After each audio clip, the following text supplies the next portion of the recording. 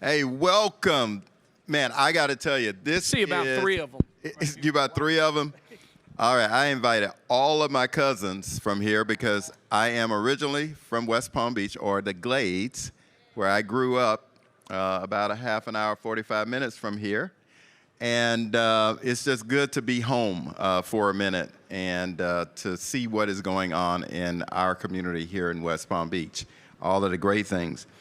But today, I know that when we were introduced, we're talking about cities of tomorrow, technology, but actually, this panel is about leadership in a way, if you really think about it. Because when you think about local communities and you think about America, it always starts in neighborhoods, communities, community centers, churches, wherever things happen. The ideas germinate in cities, in towns, in villages, in America. And I am so honored to be on this panel with people that I know. So we don't know where this conversation is going to go, but hold on for a minute. And I promise you, at the end, you'll say, this is about leadership and what we need. And so, Mayor Dailey, let me just start with you. I've known you since you were a little kid. I worked with your dad. You had to bring this up, didn't you? And so I know you very well.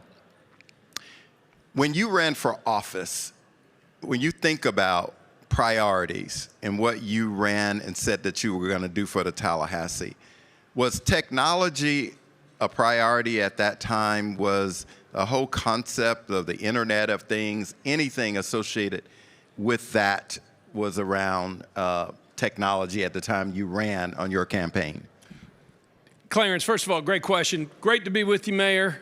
Love the National League of City Sox. You're giving Clarence a shout out there. Thank you. Folks, I don't know if you know, Clarence is a former mayor as well. So we all three have something in common in our fearless leader, and it's great to see everybody.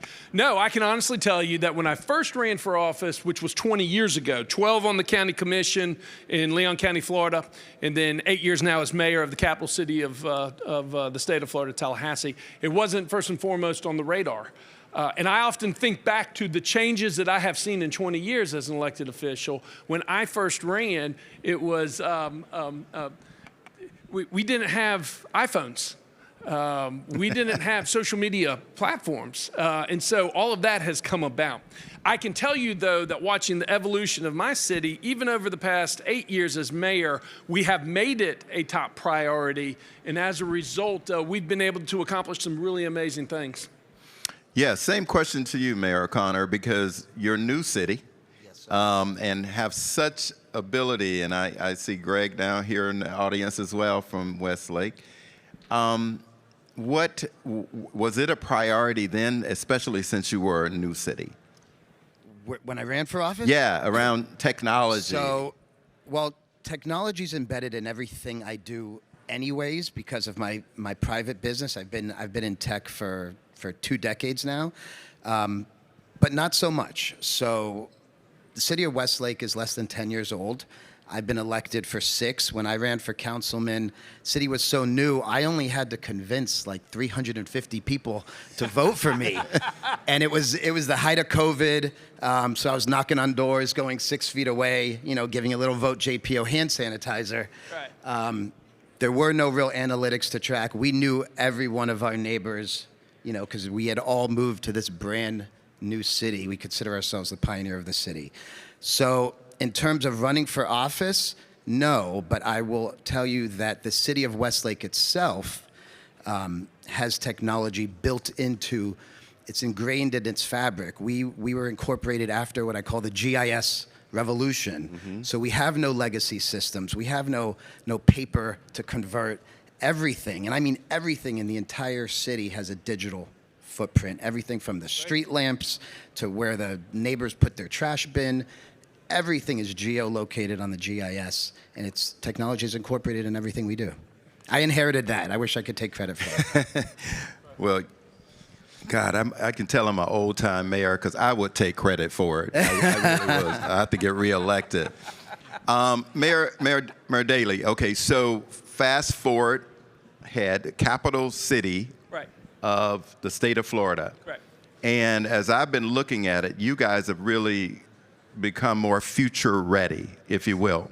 Yeah. And you dug into the issues of e-technology, physical digital infrastructure. Sure. How did that happen? How could you convince your council to invest in that? That's a great question. So we do like to think that we're on the cutting edge as a municipality. Real quick, Tallahassee has a municipal population of 200,000. We are the 10th largest out of 411 cities in the state of Florida. We operate a $1.2 billion budget, and we are the only city in the state of Florida that owns and operates all the utilities. I tell you that because that also gives us great flexibility, being a college town with Florida State, FAMU, and Tallahassee State College, to really explore tech transfer. What are we developing in the classrooms? How can we partner up between the municipality and the university community, and then bring in the private industry to help as well? I will say there's a couple of things that we have done that have really, in big picture, that have led the way. Number one, we created a strategic plan.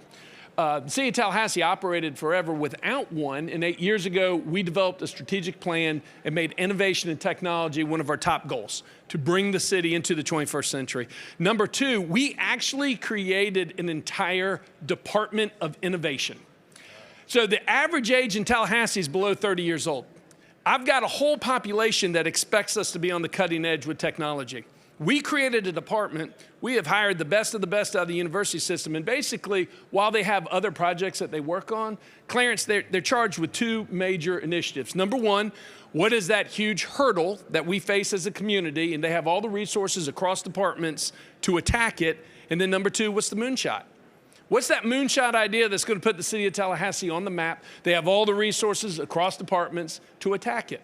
As a result, we are investing in vertical takeoff and landing aircraft space and putting in the infrastructure. We are working with the private industry to make sure that we have the real-time crime center that sets the stage on the national level.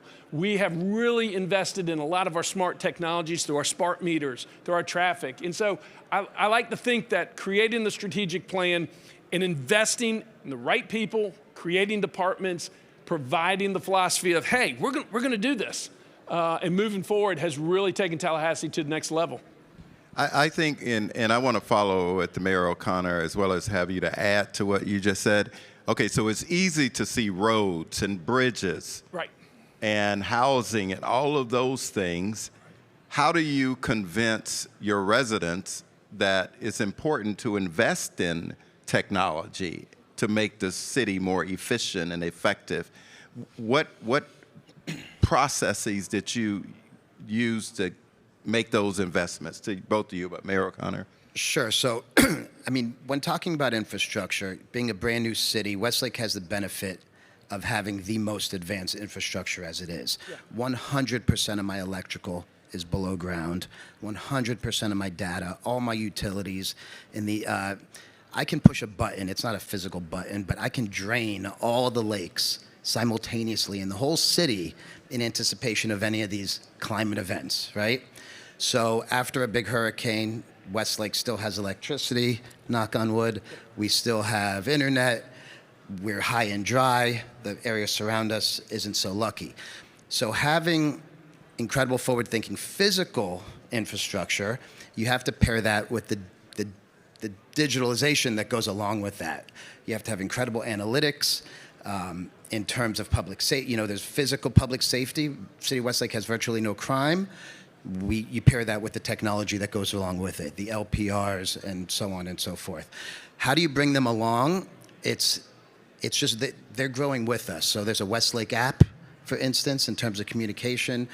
We push that through because everything's geotagged. The next version of the app, how these street lamps might go purple. The LED street lamps go purple, although in a new innovative city, I think that's super cool.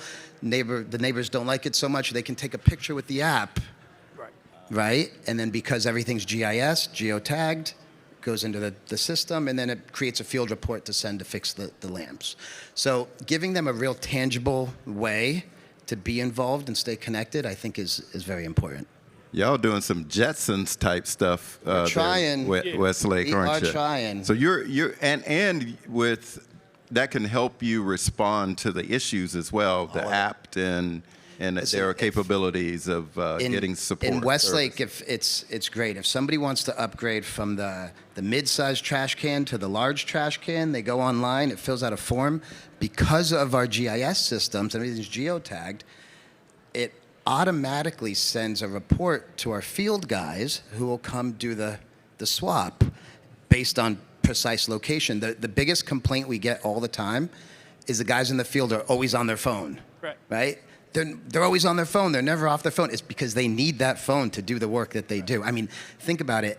Every sprinkler head in the entire city is mapped. I mean, it's pretty great. Yeah, you're trying to recruit residents in this audience. Again, I mean, I can see the roads. I can see the bridges. I can see the potholes. The technology, how do you balance the investments that you have to make in your city in the budget on that technology? Well, first of all, to get the buy-in from the public, and Mayor, you're doing some incredible things. You really are in your city, and it's great to be able to sit down. We all learn from each other. I learn a lot from what you're doing, but I also believe that to answer the question a little differently than what the mayor said, because we have some physical infrastructure things to point to as well, but it's all about the messaging too. And people tend to forget all the time. You know, the difference between state, local, and federal, we're into quality of life issues, right? We're into service delivery. So anytime we can streamline service delivery or increase quality of life, that's the end game. So when we're messaging to our residents in Tallahassee, it's all about this is what we want to do. This is the game plan. This is the estimated cost to do so. Here's who we're partnering up. But more importantly, this is the end result. This is how we're going to improve your quality of life in the Tallahassee area. And when you're upfront with full communication, then we always get the community buy-in. And we always workshop it. Just like all the other mayors and communities, we get the community buy-in to really play out. I will tell you, though, especially living in Florida and being a mayor of a Florida city with hurricanes and everything, you learn real quickly electricity, water, and connection. Those three, from a technological standpoint, are the lifeblood of a city, especially after a storm that comes through. I mean, let's build on your residents question. Right.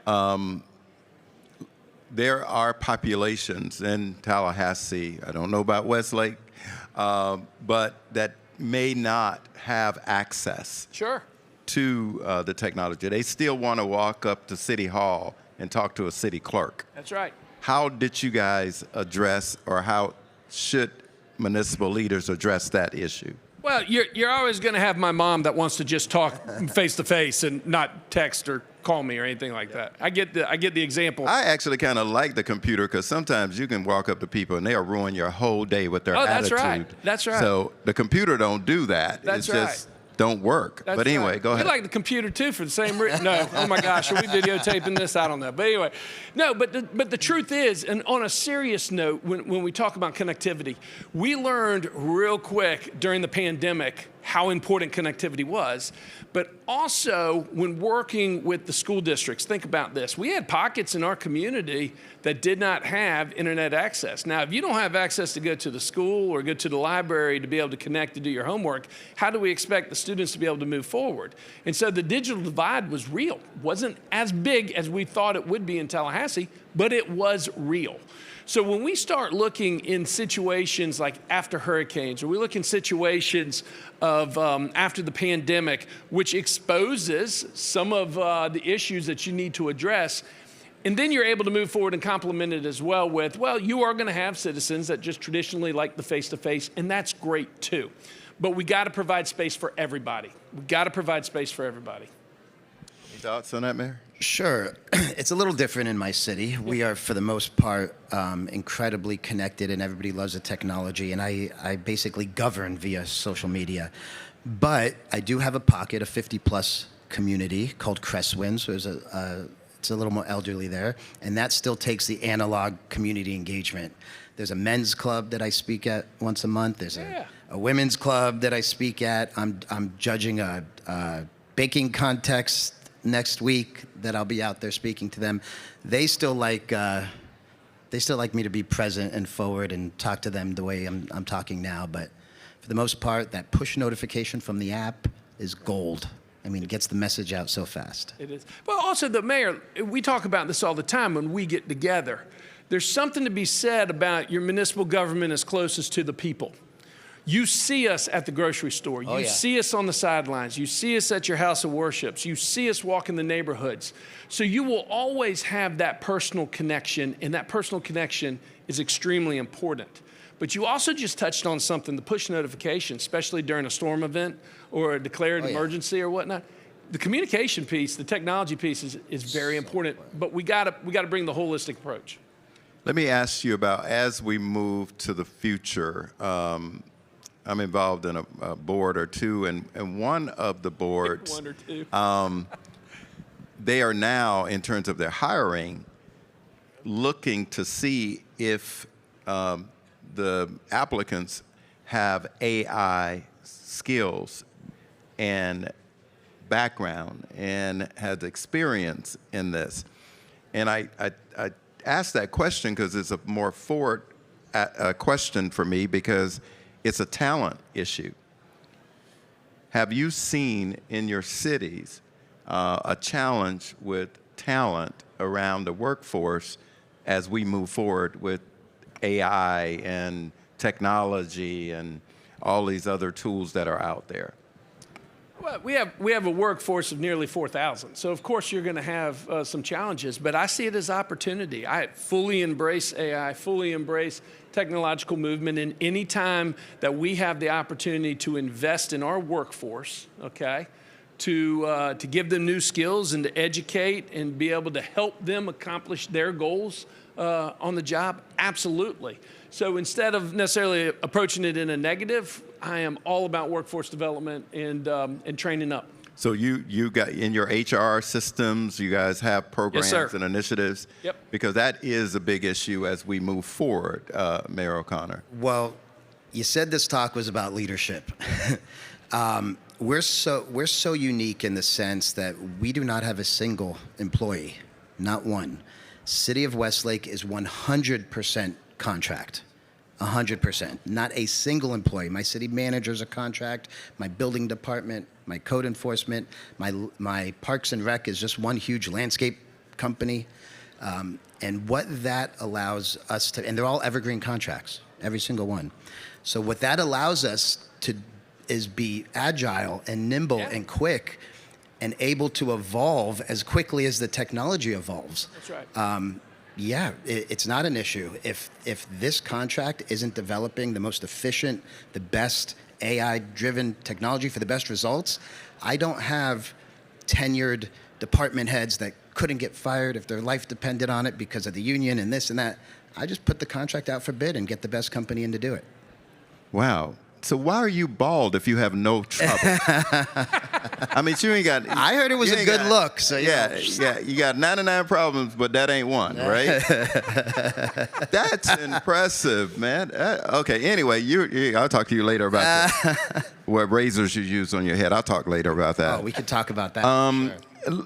Let me ask you a question, and I want you guys to dream with me, if you will.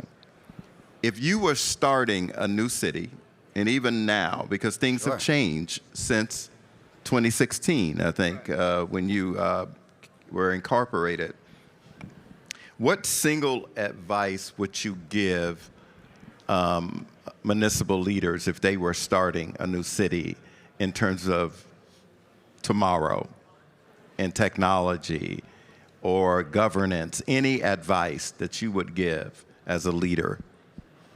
Mayor, I'm going to start with you. I answer this question the same way all the time. Just be incredibly authentic is the only advice I could give to any mayor coming in. 100% be authentic. Secondly, the moonshot, the bold ideas, bold execution, bold results. You know, jump in with both feet. Don't hesitate. Yeah. Scared money doesn't make money. You know, you got to do it. Yeah. Go for it. I agree. I would suggest, three things in particular. Number one, have a clear vision. Know where you want to lead your city, and be able to communicate that with the residents. Number two, don't be, and I know everybody that's here is private sector. My philosophy is I love to partner with the private sector. Embrace the private sector. If you're a university community, embrace the university community. Look for partnerships wherever you can find partnerships. And finally, make decisions. Don't be afraid to make decisions. Everybody's going to fail or it's not going to work out quite the way you want. That's fine. Get up, brush yourself off, keep moving forward. But make decisions. Kind of goes along the same lines of, hey, scared money doesn't make money. That's it. Make decisions. Jump in. And keep moving forward. Keep moving forward. Well, why don't we give the mayors a hand for a great, great panel. Mayor Dailey, thank you. Mayor O'Connor. And to the audience, I'll just say this. Things start at the local level. And it's important that you as residents, wherever you are from, really get engaged in your local community because all of these decisions that are being made are made on behalf of you. And if you're living in a community like Westlake, who is innovative and moving forward, or our capital city, both of those communities have one choice, and that is they have to get moving in technology. And AI, it's not stopping, it's not waiting. Every day there's a new platform for every type of use. And what we are looking for as local leaders is innovation, creativity, and delivering. That's right. And most importantly, delivering the services that you want to make all of our communities great places to work, play, as well as live. So thank you all very much, and thank you guys for listening to us. Have a great rest of the day.